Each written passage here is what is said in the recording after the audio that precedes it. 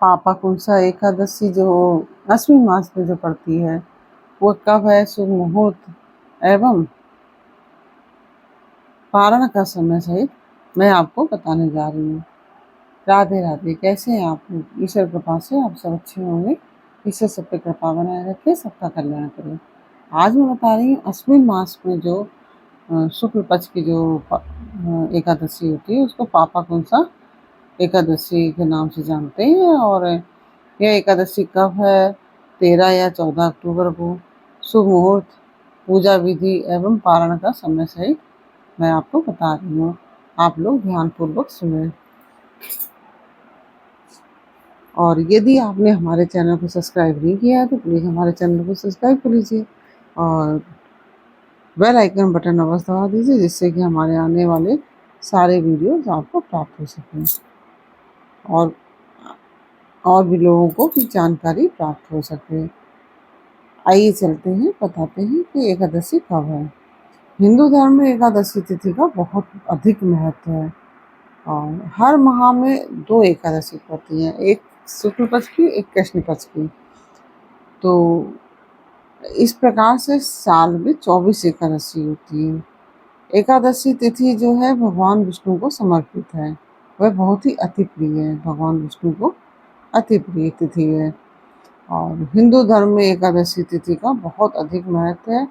हर माह की एकादशी अपने आप में ही बहुत महत्वपूर्ण होती है और इस दिन विधि विधान से भगवान विष्णु की पूजा अर्चना की जाती है।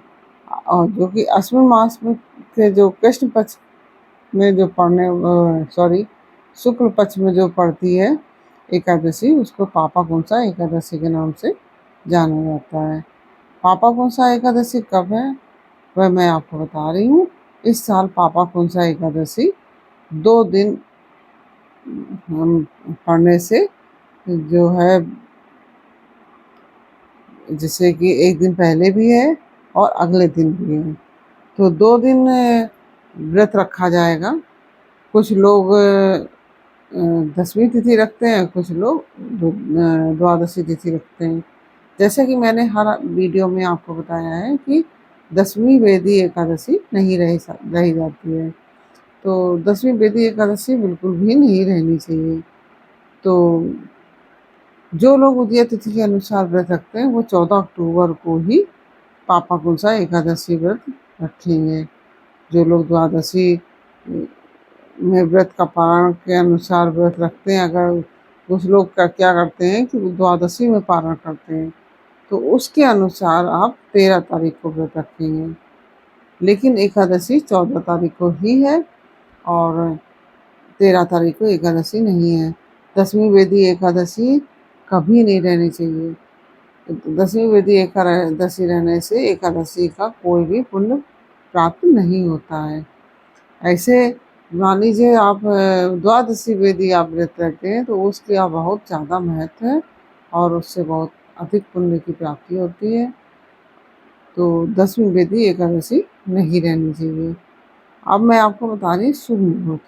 एकादशी तिथि जो है 13 अक्टूबर को 9:08 पे सुबह प्रातःकाल 9:08 पर प्रारंभ हो रही है। एकादशी तिथि समाप्त हो रही है 14 अक्टूबर को 6:41 पे सुबह 6:41 पे समाप्त हो रही है।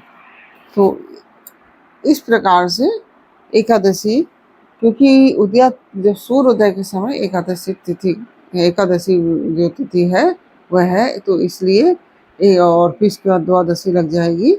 तो अगर सूर्योदय के समय कुछ पल के लिए भी एकादशी तिथि रहती है तो हम दूसरे दिन का ही व्रत रखते हैं जो द्वादशी वेदी होती है।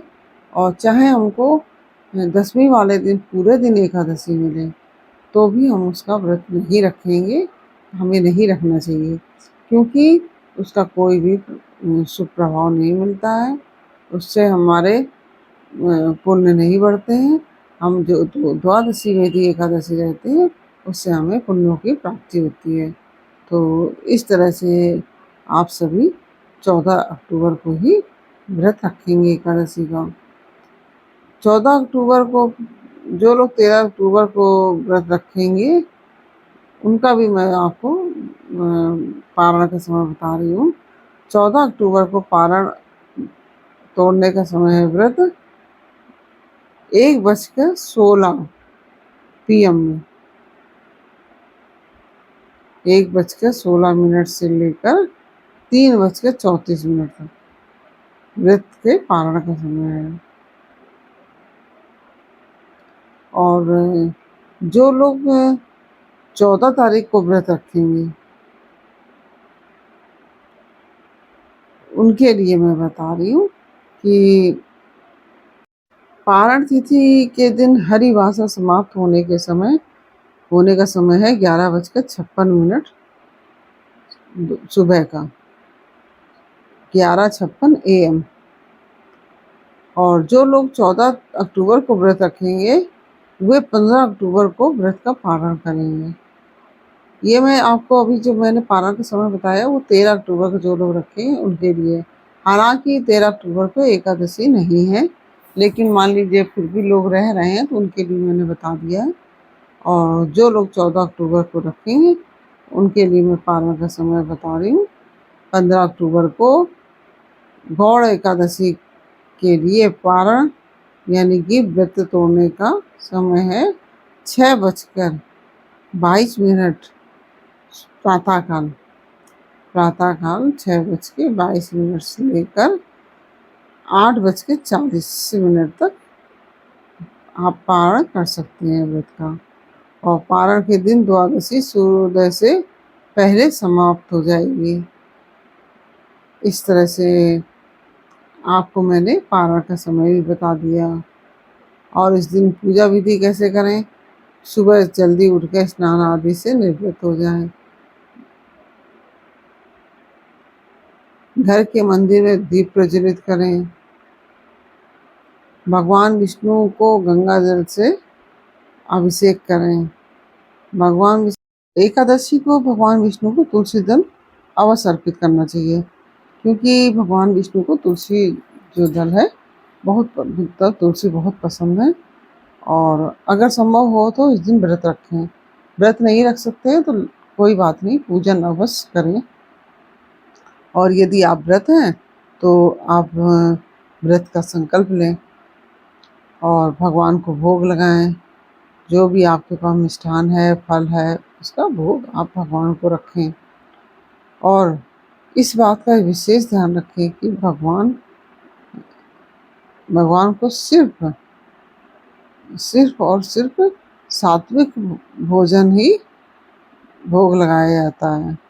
भगवान विष्णु के भोग में तुलसी को शामिल करके उस भोग जो भी आप भोग लगाएंगे उसमें तुलसी अगर डाल देंगे तो भगवान विष्णु वह जरूर ग्रहण करते हैं। और ऐसा माना जाता है कि बिना तुलसी के भगवान भोग ग्रहण नहीं कर सकते। ये आप सभी लोग जानते हैं। और इस प्रकार से आप भगवान विष्णु का पूजन आराधन वगैरह कीजिए। और जो ओम नमो भगवते वासुदेवाय इस मंत्र का जप अवश्य कीजिए। कम से कम 1 माला तो आप अवश्य कीजिए। और इस तरह से आप सब व्रत रहिए। हाँ, एक बात मैं आपको यहाँ बताना चाहूँगी कि एकादशी व्रत में एक कार्य बिल्कुल भी ना करें कि जो तुलसी जी में जल बिल्कुल भी ना चढ़ाएं, क्योंकि एकादशी जो व्रत है यह तुलसी मैया भी रखती हैं। और उस दिन तुलसी तोड़ना निषेध होता है। भगवान जो विष्णु हैं वह नाराज हो जाते हैं तुलसी तोड़ने से उस दिन, तो इसलिए तुलसी के तोड़ने का काम नहीं करना चाहिए। तुलसी की दूर से बैठ के आप आराधना करें, प्रणाम करें, सब करें, लेकिन उस दिन तुलसी दल मत तोड़िए। एक दिन पहले आप तोड़ के रख लीजिए डाल।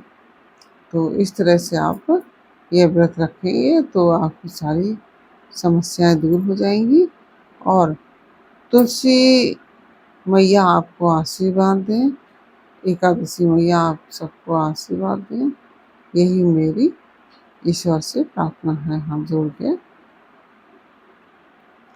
फिर मिलते हैं आपसे अगले वीडियो में एक नई जानकारी, एक नई कहानी के साथ। तब तक के लिए राधे राधे।